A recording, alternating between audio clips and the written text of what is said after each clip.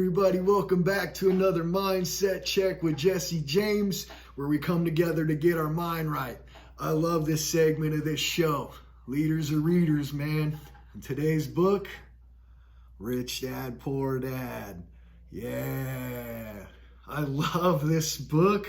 I've read it numerous times.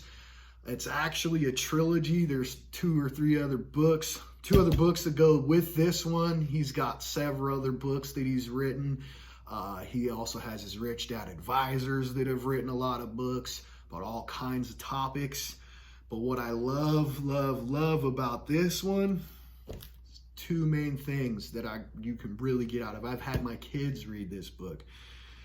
Is who do you listen to? You know, most people get advice from their friends, neighbors, and relatives, and man, they don't really have the fruit on the tree that you want in your life. You know, you're getting advice from the broke guy sitting at the end of the bar. Probably not so good. Or maybe they're successful, but they're not successful in what it is that you're trying to do. You know, and that's a pretty big point, is that he had two dads. Rich dad and a poor dad. Which one do you listen to? Well, his poor dad was actually very educated, the head of the education in Hawaii. So it'd be hard to not listen to the guy, right? And then his best friend's dad was a wealthy man. Obviously, he listened to both because he educates people, but mostly about business and how to raise your financial IQ. The other thing that he talked about in this book blew the world's mind and still does, because a lot of people just don't get it, man. What really is a liability and what really is an asset? Because a lot of people are buying things that they think are assets and really they're not. Let me tell you a story. When my daughter was 8, we talked a lot about this, but I keep it real simple for her. I'd be like, honey, what makes someone who has a poor mindset poor? And she would say that they buy toys with their paychecks.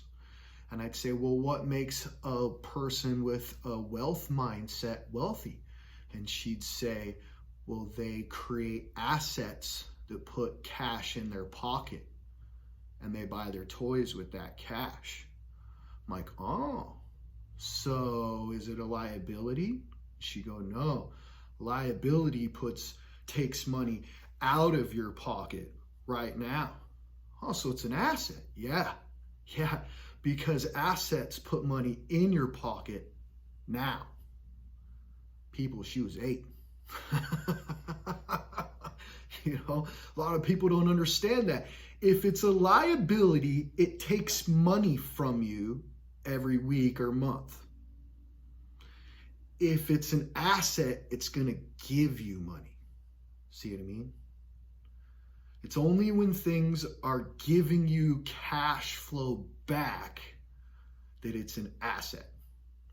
And that's a hard pill to swallow because a lot of people think their home is their greatest asset. You can make money off of your home, but until you sell it, it's costing you money. And what if somebody hurt themselves on your property and they sued you? You lose everything. Not saying don't buy homes or buy toys, man. Enjoy life. But just remember, not everything that you buy goes in the asset column, right? And if you want to add value to your life, make sure that you have more assets than you do liabilities. You know what I mean? All right, y'all. One mind, one love.